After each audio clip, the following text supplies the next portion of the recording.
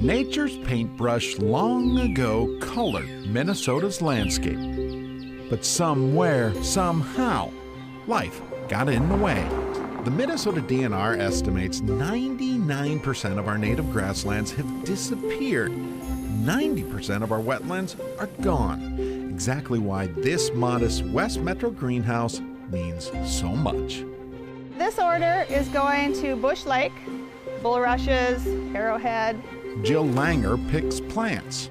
Everything that grows in a Minnesota lake. Greenery native to Minnesota and hand-grown from hand-picked seed.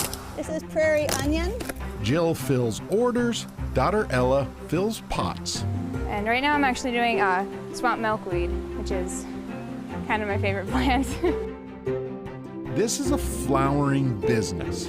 Excuse the pun. Brainstormed to take part of Minnesota back in time. See, all these plants will end up along Minnesota lakes, specifically the lake shores, which is where Jill's husband steps in. We're providing, a lot of plants, a lot of food source for, bees and butterflies, a lot of habitat for nesting, and then we're also providing those plants to help stabilize the shoreline. Rob Langer and business partner Bill Bartoje own Natural Shore Technologies. These sedges do very well in sunnier spots, shadier spots. A dream to rehabilitate Minnesota's well-worn lakes. We actually just do one of these. You can really see on the shoreline here where the plants aren't, it's starting to erode away, just little places like this. So what we're doing on this project is filling those gaps and really trying to stabilize the shoreline from the effects of the waves. The natives grow into another role, maybe their most important. What we're doing is we're providing a 15-20 foot buffer from yard activities and road activities. So all the things that we do, fertilize and mow our lawn and put salt on the road and all of those kind of things. If we can have a buffer from that, which we're doing here, those things kind of get filtered out before they get to the lake.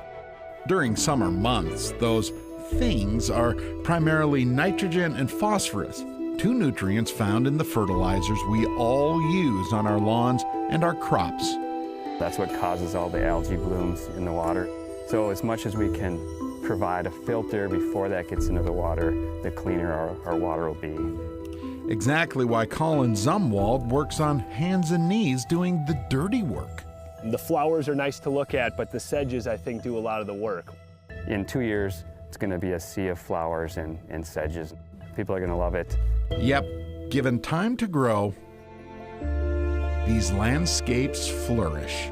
Healthy mini ecosystems good for water, good for people, and good for wildlife. Which takes us back to Natural Shore's other greenhouse.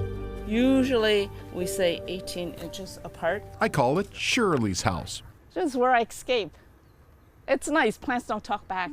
Shirley Mock-Koyman runs Natural Shore Technologies retail shop, the spot where people can come buy native plants in smaller doses. First off, I'm trained as a botanist, so I'm amongst plants. And it's lovely to be able to share the knowledge with the public. Her current message, flowering plants, good for the birds and especially the bees. The pollinator situation, it's more and more critical for us to start relearning what natives can do. Exactly why they're in business. Now, the holders of nature's paintbrush, recoloring one small stroke at a time. It's a lifestyle that we have really enjoyed. It's who we are.